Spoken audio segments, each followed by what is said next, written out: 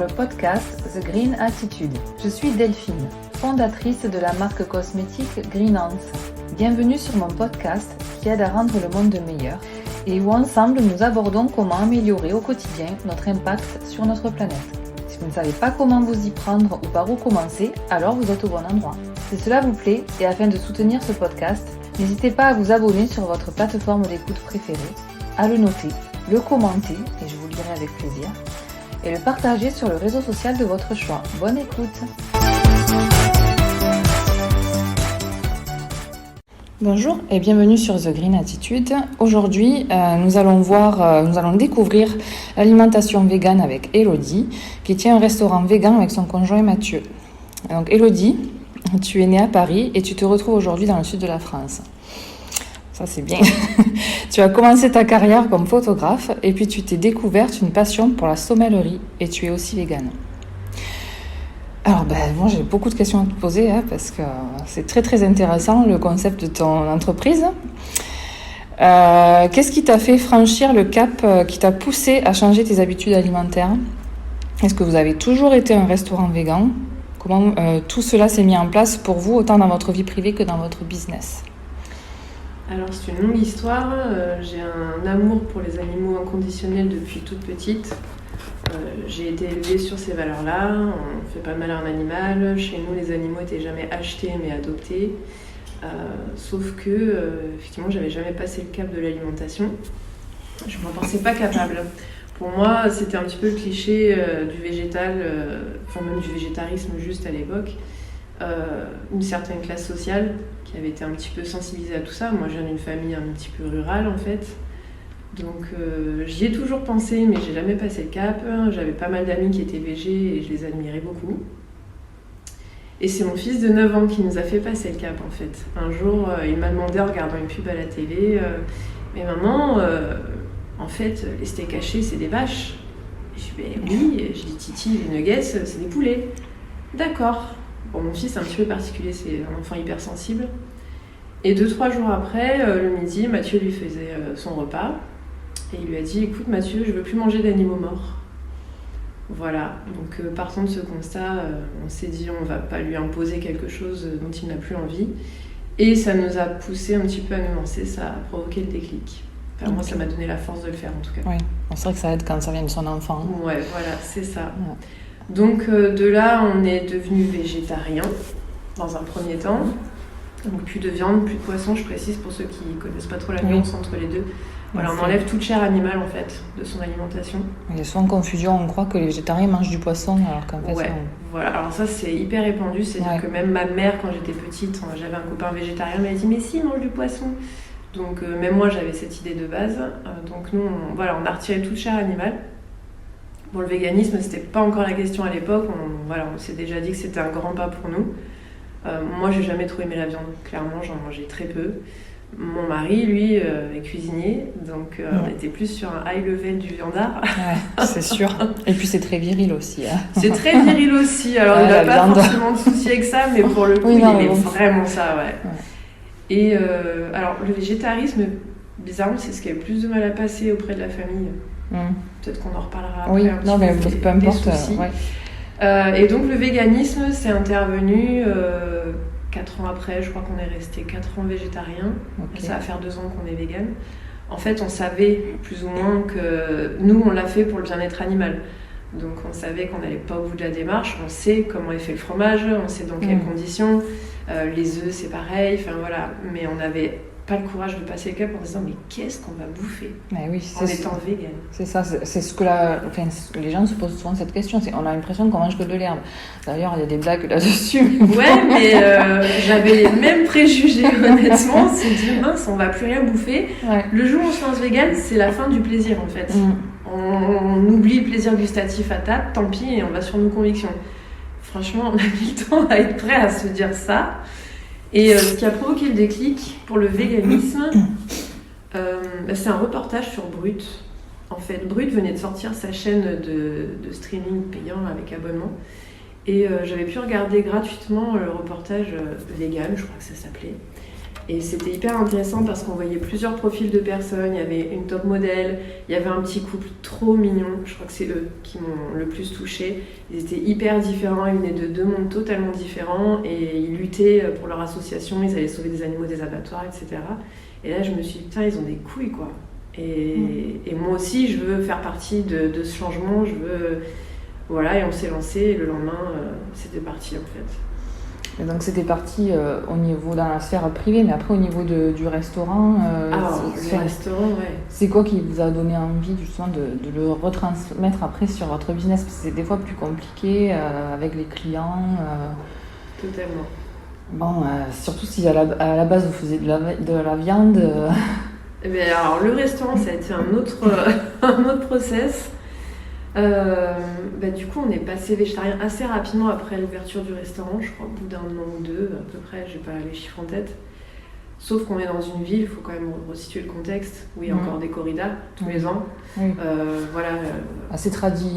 Assez tradit, ouais, carrément, sur la bouffe et tout. On n'est pas dans une vie parisienne, on n'est pas sur un truc un peu bobo, voilà.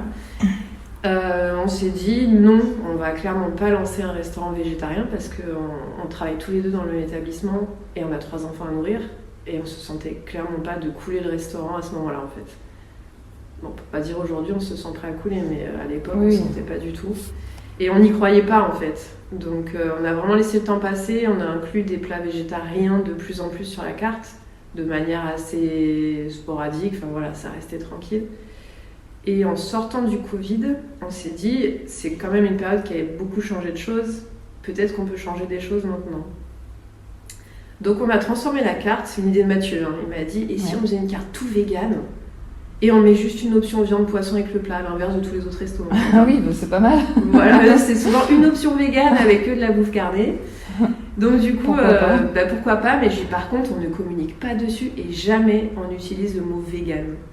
Le mot vegan, il est ultra connoté casseur de boucherie, enfin voilà, c'est hyper négatif dans la tête des gens. Donc on s'est dit cuisine végétale. Mais bon, à l'époque, on le disait pas du tout en fait. On avait des entrées, des plats, des desserts véganes, on le disait pas. D'accord. Et les gens mettaient leur viande ou leur poisson dessus. Ah oui.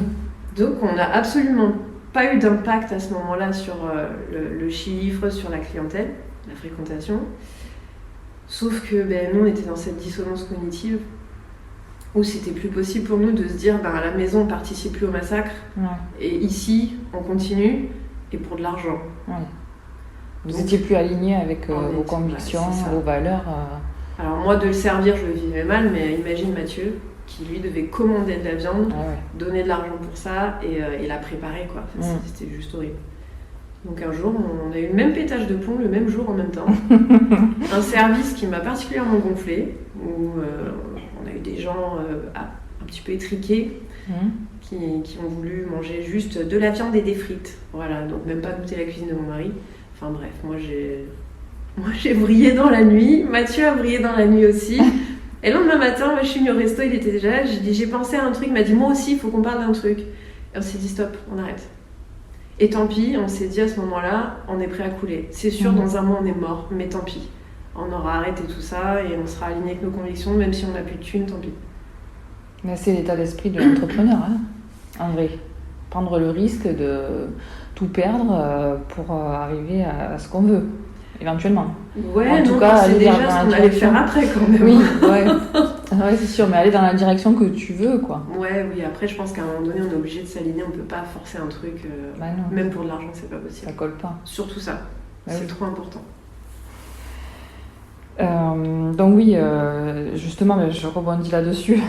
Est-ce que vous avez perdu du coup beaucoup de clients? Ça a été une période extrêmement difficile, cette transition, où ça s'est fait finalement plus facilement que prévu? Bon, j'ai envie d'être porteuse d'espoir pour tous les restaurateurs végé ou vegan ou les végé vegan qui aimeraient ouvrir ce type d'établissement dans une zone où clairement on ne penserait pas. Déjà, il faut souligner qu'il y a eu un premier resto vegan étoilé mondialement, Ona de Claire-Vallée, qui est fermé aujourd'hui, mais la pauvre, c'est plus le contexte et le recrutement qui ont été compliqués. Moi, je connais le village où elle a ouvert son restaurant. J'ai halluciné parce que j'y allais quand j'étais adolescente en vacances. On est un peu dans le même esprit que Lunel. C'est vraiment une petite ville, hyper tradie. Et elle a quand même réussi à faire sa clientèle, et comme elle expliquait dans une interview à l'époque, avec 99% de clients non végés, non véganes qui venaient pour découvrir des bonnes choses, une cuisine un peu différente. Je me suis un peu accrochée à ça à l'époque en me disant, mais peut-être, on avait une chance sur 100 que ça marche à Lunel, quoi. Oui. Et donc, pardon, du coup, j'ai perdu le fil. Oui, en fait, je voulais savoir. Ah oui, la clientèle. Oui, voilà. Alors, Comment si ça elle avait été avait perçu réussi, nous, ça pouvait peut-être le faire aussi. Alors, clairement, au début, on s'est dit, on prévient tous les clients qui réservent par téléphone. Oui.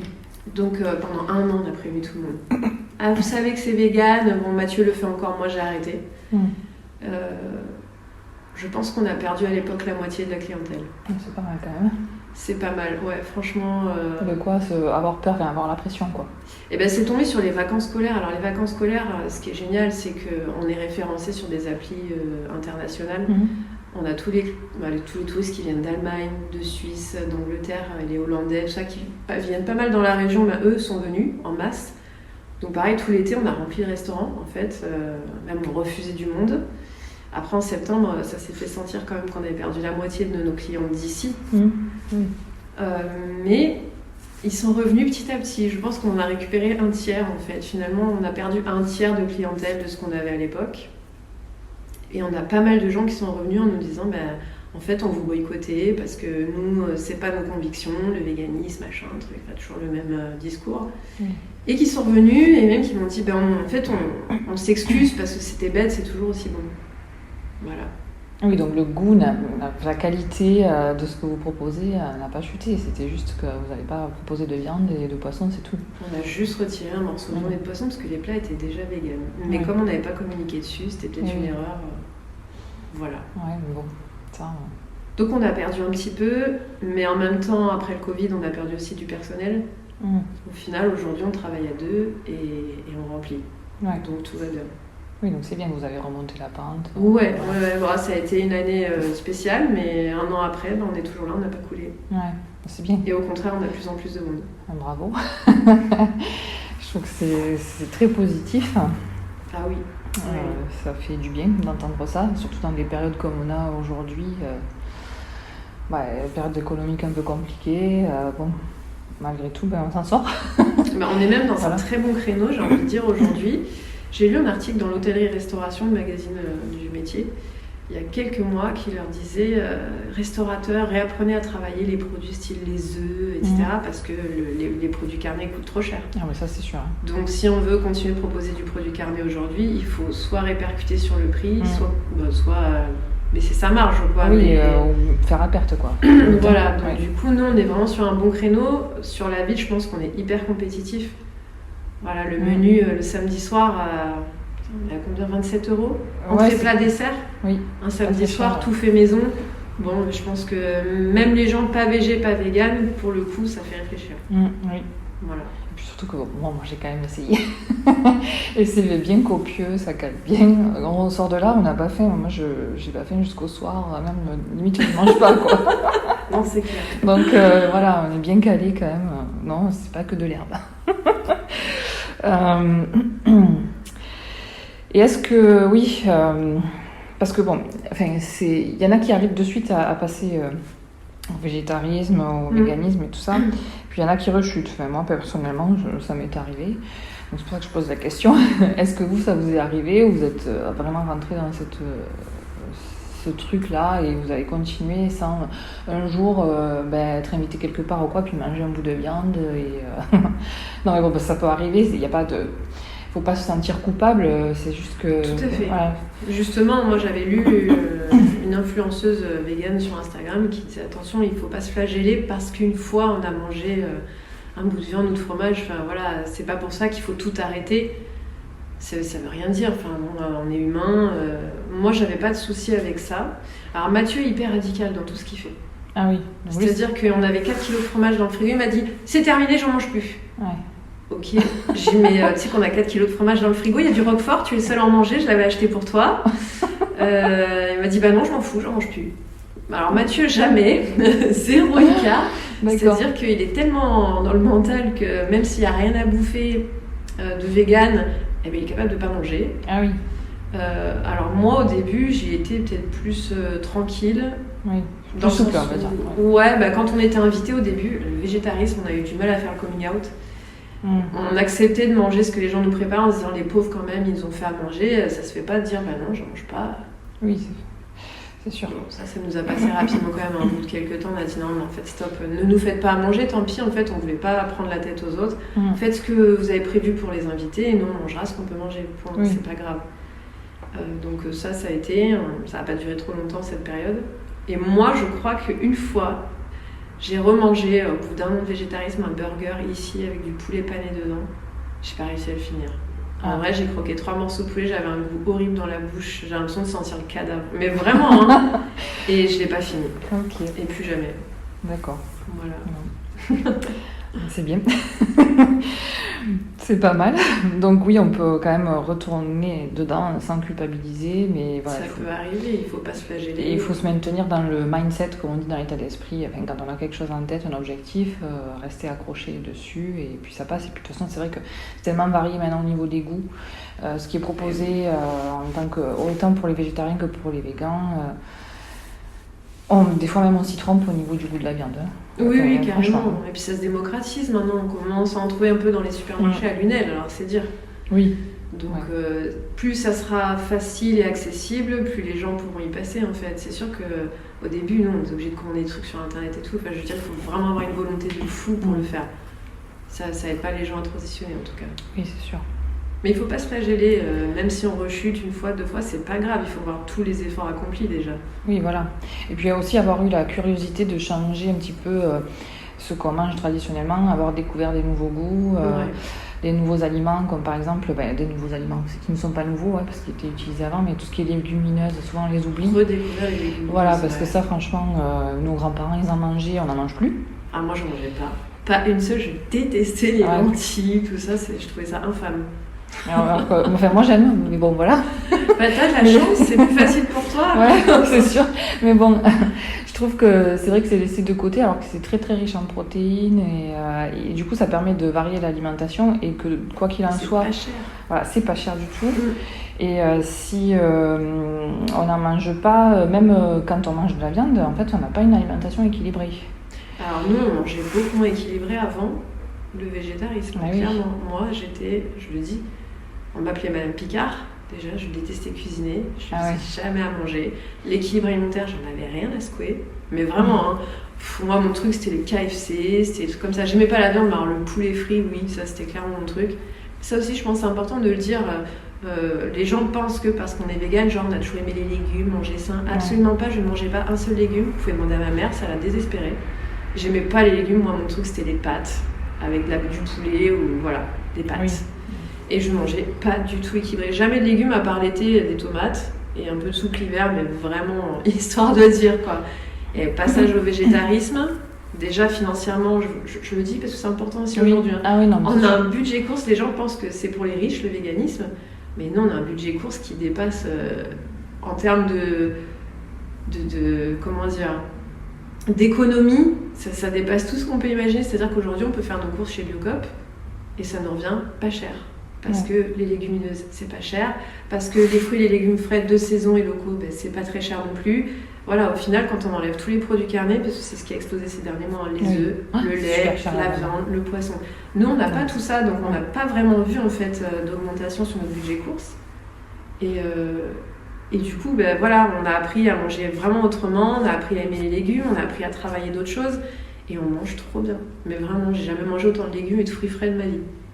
Et en fait, on se sent beaucoup mieux. D'ailleurs, surtout quand on fait du sport, comme vous.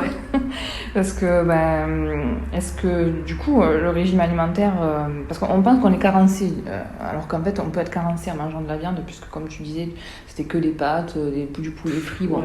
Là-dessus, au niveau vitamines, minéraux, etc., on oublie. Hein, oui, puis on s'en fiche. En vrai, quand on est omni, on n'a pas l'impression qu'on doit faire attention. Donc là, je pense que tu devais être bien carencé quand même. Mais bon, voilà. Donc, en tant que sportif, est-ce que ce régime alimentaire va vous freiner ou pas Et en plus, faites du crossfit, donc c'est très très intense comme sport. On ne peut pas se permettre de manger une salade de pâtes, une salade de pâtes, non, une salade verte avec quelques graines. Des graines de chia, ouais. Voilà, non, c'est pas possible ça. Il faut avoir quand même une alimentation bien complète. Il faut du carburant pour faire crossfit, c'est clair. Et en plus, je peux le dire, bon, j'ai toujours pas un niveau de dingue au crossfit, mais j'ai pris un peu de masse musculaire quand même. Ça se voit, la dernière fois j'étais en débardeur, on me dit « Waouh, t'es super musclé en fait, hello en débardeur !» Alors j'étais super contente. Et puis Mathieu, enfin pour moi, c'est mon mari, mais je trouve qu'il performe. Il a progressé à une vitesse en 2 ans de crossfit, franchement, et tout ça en mangeant vegan. Donc preuve que... Alors après, il y a le mythe de la protéine, ça obsède un peu tout le monde. En vrai, il n'y a pas de problème avec les protéines dans n'importe quel régime alimentaire, vegan, végé. Le problème, c'est la B12. C'est le seul problème. Je le dis, parce que ça, c'est hyper important. C'est vrai. Que vous passiez végé ou vegan, nous, on a fait l'erreur en étant végé de ne pas se supplémenter en B12. C'est hyper important. Et la B12, c'est pas moins naturel que quand on mange la viande, au final, de prendre un petit comprimé par jour, parce que la viande, c'est des animaux à qui on a donné le comprimé de B12. Oui. Et du coup, vous allez le récupérer en mangeant la viande. C'est pas trop naturel non plus, parce que de base, la B12, c'est dans la terre souillée, et c'est quand les animaux pouvaient paître dans les prairies qu'ils l'avaient. Aujourd'hui, on est loin de ça. Parce que les gens me disent « Ouais, c'est pas naturel, tu prends des comprimés B12 ». Ben, vous aussi, mais juste indirectement. Parce qu'on ne sait pas tout ce qu'on donne aux animaux en vérité pour supplémenter leur vie un peu, excusez-moi, de merde, dans les conditions où ils vivent, etc. Ils sont plus du tout dans l'espace où ils étaient avant. Alors après, quand on part sur de la viande bio, potentiellement, ils ont un peu plus d'espace, etc. Mais c'est limité. Puis la B12, ça reste quand même un complément qu'on donne aux animaux de toute façon. Oui. La terre est plus assez riche, enfin voilà, tout est un petit peu... Donc prenez de la B12, mais pour les protéines, pas d'inquiétude, il y en a partout, des protéines. Ah oui. C'est vraiment pas un souci. Ouais, c'est sûr, c'est pas la viande ou le poisson qui est le plus riche en protéines. D'ailleurs, je crois qu'il y avait plus de protéines dans 100 grammes de pois chiches que dans 100 grammes de steak haché. À vérifier, mais on avait lu des choses assez intéressantes là-dessus. Il y a des bons quotas. Et donc donc par rapport à ça, aux sportifs, on peut regarder donc justement le reportage The Game Changer sur Netflix, qui est très très intéressant et qui montre justement les performances des très grands sportifs de très haut niveau qui sont végans et qui justement, parce qu'ils sont végans, qu'ils ont changé leur régime alimentaire, ils ont performé davantage, ils sont allés beaucoup plus loin dans ce qu'ils étaient capables de faire. Par rapport à un régime carné. Et puis ça, c'est une réalité qu'on voit de plus en plus. Enfin, je veux dire, même c'était cette année, la finale de Wimbledon, on avait 2 véganes en finale. Alors ça, évidemment, les médias ne le disent pas, c'est pas le genre d'infos qu'on partage, mais il faut le savoir, les 2 finalistes, c'était quand même 2 mecs véganes. Donc ça va, je pense qu'au niveau carence, on n'est pas trop mal, quoi. Ouais, c'est sûr. On peut faire des belles perfs, hein. Il y a un vegan aussi qui a été élu l'homme le plus fort du monde. Patrick Baboumian, voilà, et le mec c'est une masse, c'est un bœuf quoi. Ah oui, c'est impressionnant. C'est lui qui avait dit le bœuf il est super musclé, il mange que de l'herbe. Oui. Ouais. Bon, c'est sûr, c'est un ruminant, on est d'accord, on n'est pas sur le même truc, mais bon voilà. Et d'ailleurs il y est dans le reportage de Game Changer. Il y est, de mémoire. Et c'est lequel aussi McGregor qui s'est fait éclater par un vegan aussi. Oui. Ça aussi, ça y est dans le reportage. Dans la MMA.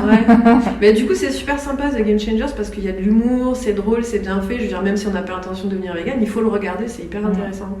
Ouais, c'est intéressant. Notamment la partie sur les érections masculines la nuit. Oui. Ça, j'ai adoré. Bon, c'est l'anecdote, mais clairement, on est plus viril quand on a mangé vegan. Voilà, c'est un message. Oui, parce que souvent, parce qu'il y a beaucoup de marketing autour de la viande pour l'homme. La virilité, etc. Alors que bon, ça n'a pas de rapport. Vu que y a plus de performances sexuelles pour un vegan finalement au niveau des tests. Voilà, là vraiment regardez-le, c'est super sympa. Ouais. Oui, on ne peut pas trop parler là-dessus, mais bon. Alors, je voulais aussi aborder un sujet qui est l'activisme. Ouais. C'est pas toujours très bien vu. Donc toi, tu es une entrepreneur engagée, évidemment. Tu t'engages aussi dans des associations, je suppose. Alors, Mathieu a fait quelques petites actions avec Sea Shepherd Montpellier. Bon, malheureusement, il n'a pas vraiment le temps non plus de faire plus. C'est vrai qu'avec le resto, on est pas mal pris. On a fait la manif anti-corrida sur Lunel. Voilà, dès qu'on peut, en tout cas, qu'on a une dispo, on essaye de participer à des actions comme ça. Après, moi, je fais des dons à L214. Ouais. Voilà, évidemment, c'est logique. Oui. De temps en temps aussi des dons à l'espace, ASPAS, c'est une association en fait qui rachète des forêts ou des terres pour les laisser redevenir sauvages, pour laisser la biodiversité s'y reproduire, enfin voilà. Et après, niveau activisme, je pense que nous, notre activisme ici au restaurant, vraiment, c'est notre motivation à nous lever tous les jours. On avait un ras-le-bol à un moment de la restauration et depuis qu'on est sur ce concept de restaurant vegan, on le prend vraiment comme du militantisme au quotidien. Oui. Nous, on a énormément de gens qui viennent manger, qui me disent c'est la première fois que je mange vegan. Moi, j'ai vraiment envie qu'ils ressortent avec une bonne image du véganisme, qui se disent j'ai bien mangé, c'était bon, j'ai plus faim. Et déjà, c'est énorme. Les gens qui partent sont nombreux d'ailleurs à me dire j'avais plein de préjugés en arrivant, j'étais pas super chaud pour venir, j'avais peur d'avoir faim, j'avais peur de manger des choses fades et en fait, j'en peux plus, quoi. Je suis calée et c'était vraiment délicieux, je vais revenir. Ça, c'est. Oui, c'est un activisme positif, parce que souvent ça a une connotation d'extrémistes, de casseurs, qui veulent supprimer les libertés, on n'a plus le droit de manger de la viande, la etc. dictature verte, l'écoterrorisme. Voilà. Ouais, c'est ça, c'est qu'on va parler d'écoterrorisme, on va nous dire que les végans sont des fous. Mais bon, j'ai envie de dire, il y a des fous peut-être plus fous que nous. Oui, sûrement, oui. Non, mais après, voilà, c'est qu'il y a des extrémistes partout. Peu importe ce qu'on fait et qu'en vérité, là, c'est juste lâcher la télé. Oui. Il faut arrêter de regarder certains médias. Oui, ou aussi prendre du recul par rapport aux informations qu'on trouve sur Internet. Tout à fait. Des fois. Hein. Ouais. Et puis écouter des podcasts où on rencontre des gens qui sont bienveillants, ouverts, voilà. Allez rencontrer des véganes. Aussi, on est des gentils véganes et la plupart des véganes sont très gentils d'ailleurs. Voilà. Donc du coup, est-ce que tu t'es sentie discriminée ou mise à l'écart par rapport à ce régime alimentaire et par rapport donc à ton changement, même dans ton business? Est-ce que ça a été bien accueilli par ton entourage, notamment ton entourage proche, tes amis, ta famille? Est-ce que tu as dû clasher avec certaines personnes?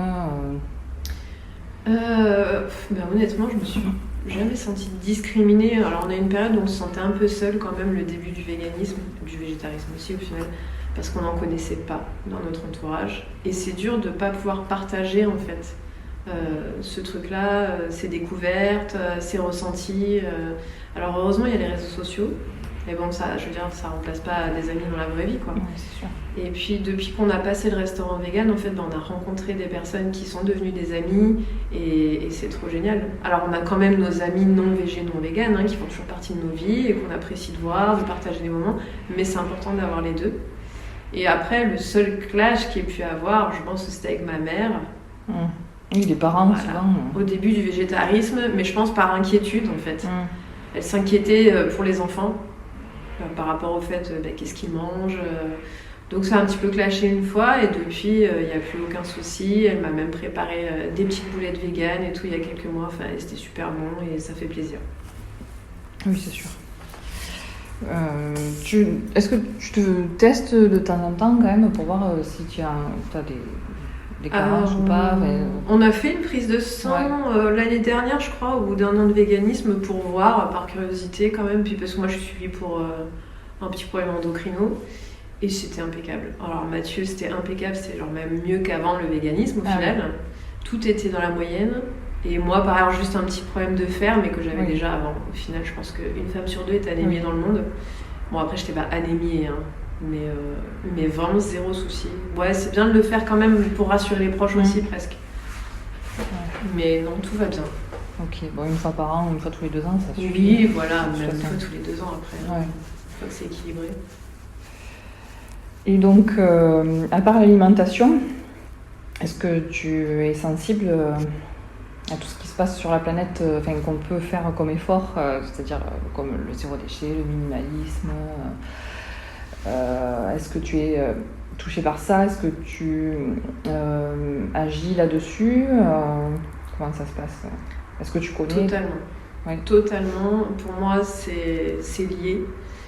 J'avoue, des fois, j'ai un peu de mal avec des influenceuses que je suis véganes qui prennent l'avion tous les 2 mois. Ça me fait un peu bizarre. Parce que pour moi, c'est indissociable. Aujourd'hui, l'argument principal que j'avance au restaurant, Bon, le bien-être animal, évidemment, mais l'argument environnemental, il est tellement énorme et il nous touche tous. Je veux dire, on peut pas dire « Ah non, moi je m'en fous, l'environnement, si je meurs demain, c'est pas très grave, quoi. » Donc oui, il y a pas mal de choses qui ont changé dans nos vies, en plus du véganisme. Tout s'est fait à peu près même en même temps, d'ailleurs, on a pris conscience de pas mal de choses. Alors il faut savoir que la meilleure action que vous pouvez mettre en place pour l'environnement, c'est d'arrêter la viande. Clairement, le bœuf, c'est une catastrophe écologique. Donc déjà, arrêtez le bœuf. Si vous n'êtes pas tout à fait prêt à arrêter la viande blanche, continuez, mais arrêtez le bœuf. Et petit à petit, voilà, dites-vous bien que c'est le truc le plus efficace. Après, qu'est-ce qu'on fait d'autre ? On a décidé de ne plus prendre l'avion. Ce qui fait un peu bizarre à nos clients, parce qu'à l'époque, on a fait pas mal de voyages. On était au Japon avec les enfants, on a été au Sri Lanka, on a fait New York. Enfin, vraiment, c'était notre truc, quoi. On adorait ça, sauf qu'on a pris conscience de l'impact que ça avait. On a décidé de tout arrêter. Alors, c'est difficile. Moi, j'ai ma meilleure amie qui habite à La Réunion. Et honnêtement, sans l'avion, c'est compliqué. Oui. Donc, ouais, c'est assez difficile à tenir. Mais clairement, je pense que si je prenais l'avion demain, je me sentirais trop mal. Je le vivrais pas bien du tout. D'accord. Après, ouais, le zéro déchet. On essaye un maximum d'acheter en vrac. On essaye aussi de faire nos courses le plus possible chez Biocoop parce que c'est coopératif, parce qu'on sait que c'est quand même pas mal plus éthique que d'autres supermarchés bio. On essaie d'acheter bio un maximum aussi parce qu'on veut préserver l'état de la terre. Qu'est-ce qu'on fait ? On fait beaucoup de choses en fait. Ouais, les cosmétiques, les gels douche, etc. On est sur du zéro déchet, shampoing solide, savon. Enfin voilà, vraiment le maximum de choses qu'on puisse faire. Après, ça s'est fait petit à petit. Faut pas vouloir révolutionner toute sa vie comme ça du jour au lendemain, mais petit à petit, on enlève des choses.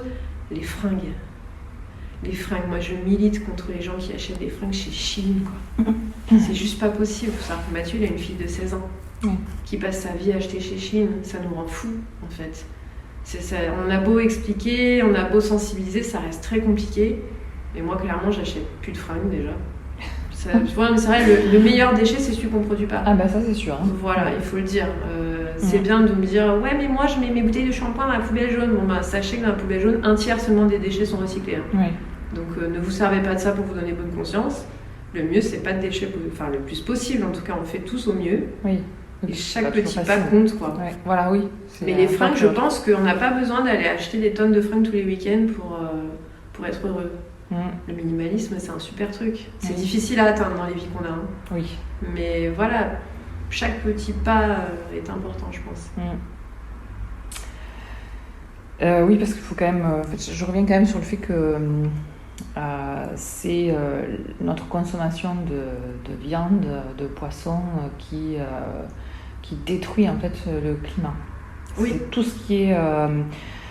comment on s'occupe des animaux, l'eau qu'on dépense pour s'occuper des vaches, des cochons. 70% des terres arables aujourd'hui sont pour l'élevage. Voilà, et on détruit les forêts pour ça. Voilà.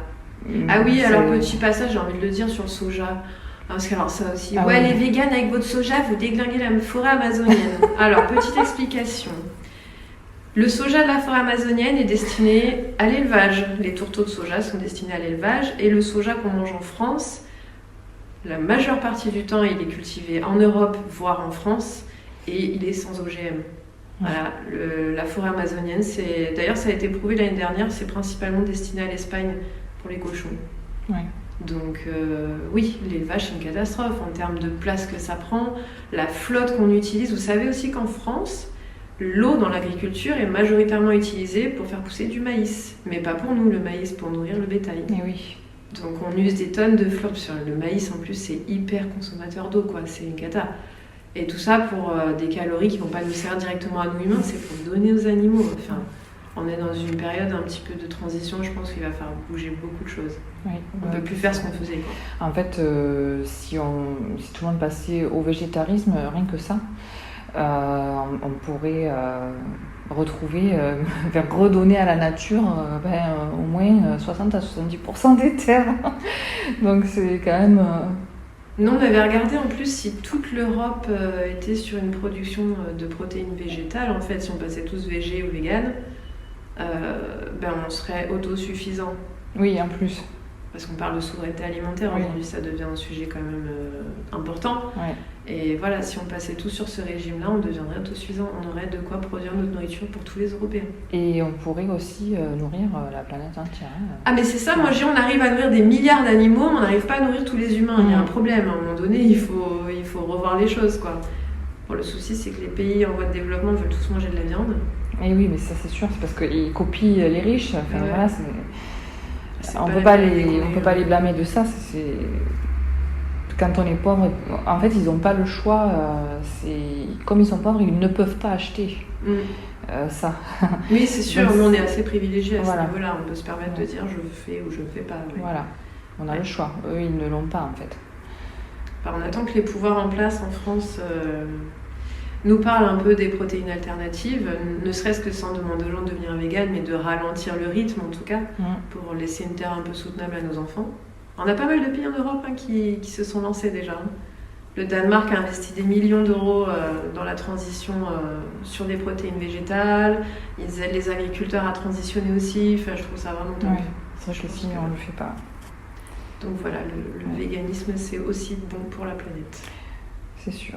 Oui, parce qu'on n'a pas parlé des poissons, mais... Ah non, mais là, c'est catastrophique, les poissons. C'est une catastrophe, là. Il faut arrêter entre tout ce que ça bousille, les fonds marins, les dauphins. On a retrouvé 950 dauphins depuis quelques mois échoués sur la côte atlantique. Enfin, à un moment donné, on se dit quand même, c'est plus possible ce qu'on est en train de faire. Et sans parler des poissons d'élevage, c'est comme pour les autres animaux, c'est horrible. Leurs conditions de vie sont horribles. J'ai ça en plus, enfin, c'est surtout ça que je me demande. Mais... Ah oui, c'est sûr. Hein. On n'a aucun nutriment, ils sont dans un stress permanent. Comment on peut manger quelque chose de bon avec ça, quoi. Donc voilà, vous savez tout. Ouais. Alors, ne serait-ce que le végétarisme, moi je suis pas une végane extrémiste. Non, il faut être végane ou rien du tout. C'est sûr, c'est l'idéal, mais déjà, si les gens arrêtaient de consommer ces produits, la viande, le poisson, mais ça serait tellement énorme, et bien pour les animaux et pour la planète, quoi. Oui. Ou même réduire, ne serait-ce que réduire. Mais réduire fortement, parce que chaque fois qu'on en achète, on participe et on cautionne ça, en fait. C'est sûr. Et donc, du coup, pour aider ceux qui nous écoutent, est-ce que tu as un ouvrage ou un livre ou quelque chose qui t'a permis d'avoir un déclic, qui t'a aidé dans cette transition ? Alors moi, j'aime beaucoup les reportages sur le front d'Hugo Clément, parce que je les trouve hyper accessibles. Ils démocratisent vraiment les sujets écologiques. C'est simple, ça dure pas très longtemps, je pense que ça a la portée de tout le monde, vraiment. Toujours une petite note positive, à la fin en fait, c'est un peu du journalisme de solution. Oui. Il a un compte Instagram aussi où il est hyper actif, donc on peut suivre vraiment pas mal de choses, les bonnes nouvelles comme les mauvaises, enfin qu'est-ce qu'on peut faire, les pétitions à signer. Donc il a écrit des livres mais je les ai pas lus, alors je vais pas me prononcer sur ça. Après je trouve qu'Instagram c'est une source vraiment énorme d'infos sur le véganisme, de recettes. Oui. Si je devais conseiller un livre quand même pour passer au véganisme, un qui nous a vraiment beaucoup plu au tout début, c'était le livre d'Ophélie Véron, Planète Végane. Il est hyper riche parce qu'il aborde tous les sujets, donc les cosmétiques, c'est là que j'ai compris qu'il fallait faire attention à certains labels aussi. Ça parle de l'alimentation, ça parle du véganisme en société, comment réagir face à certaines actions. Je trouve vraiment que c'est une mini-bible qui se lit très très bien et avec plein de bons conseils. Et pareil, c'est pas strict, c'est hyper bienveillant, je trouve ça très bien à lire. Ophélie Véron, Planète Végane. D'accord. Voilà. Très bien, merci. De toute façon, je le mettrai dans les notes du podcast. Ouais, vraiment, ça c'est ma base de chez base. Ok. Et donc, oui, tu as déjà dit que tu faisais pas mal de gestes pour l'environnement. Est-ce que pour toi, ça te suffit comme ça, ce qui est déjà pas mal, ou est-ce que tu es prête là aujourd'hui à rajouter un petit geste que tu es sûre de faire à 100% dans ton quotidien? Bon, nous, notre idéal de vie, quand on n'aura plus le resto, ça serait de vivre sur un écolieu. Donc là, total respect de la nature, une construction qui ne dénature pas le sol, pas de bétonnage, rien. Mais en attendant, on rajoute des petits objectifs tout le temps. C'est pour ça que je dis aux gens, il ne faut pas se mettre la pression quand on démarre des gestes écolos. Ça se fait petit à petit. On ne peut pas tout changer du jour au lendemain, il faut être bienveillant avec soi-même aussi. Et du coup, là, peut-être le prochain objectif serait de encore moins utiliser la voiture et tout faire en vélo. Ouais. Donc voilà, on a la chance d'être dans une ville où tout est accessible en vélo. Donc on va acheter une petite charrette pour accrocher à l'arrière du vélo pour faire les courses. Ça, c'est le prochain objectif, vraiment s'en passer le plus possible de la voiture. Ouais. En France, c'est la deuxième plus grosse cause d'émissions carbone, c'est la voiture quand même. Ouais, c'est sûr que c'est beaucoup. Voilà. Et non, je pense qu'il y aura toujours des choses à rajouter, mais petit à petit, Oui, oui, toujours à la mesure de ses moyens. Quoi, étape par chacun. étape. Ouais, voilà, on sans peut prise pas- de tête. Sans prise de tête, tout Ouais. à fait. Il ne Ouais, faut c'est pas que ce important. soit contraint non plus. Oui. Bon, bah écoute Elodie, merci. Merci C'est à très toi, très Delphine. intéressant. J'ai appris beaucoup de choses. J'espère que ceux qui nous écoutent ont appris aussi. J'espère. Et puis, juste pour rappel, c'est le restaurant Le Véritable à Lunel. Voilà, si vous avez envie de venir essayer la nourriture végane, Elodie et Mathieu vous accueilleront avec grand plaisir. Et je te dis peut-être à une prochaine fois. Avec plaisir.